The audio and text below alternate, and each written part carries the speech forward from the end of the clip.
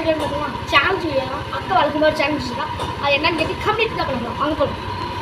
இன்றைக்கி நான் உனக்கு ஒரு 30 ரூபா தருவேன். அதுக்குள்ளே நீ வந்து மீனும் ஃபிஷ் தொட்டியும் ரெடி பண்ணணும். அதான் இன்றைக்கான சேலஞ்ச். என்ன ரெடியா?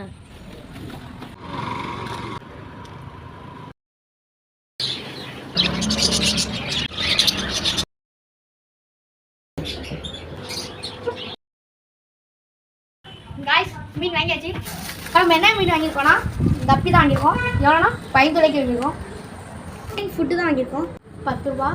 மொத்தம் நம்ம வந்து 25 ரூபா ஆயிடுச்சு. இதில் இந்த 5 ரூபாய்க்கு டப்பா தான் வாங்கியிருக்கோம். கல்லெல்லாம் போடுறோம். காய்ஸ் மீனை போட்டுக்கலாம்.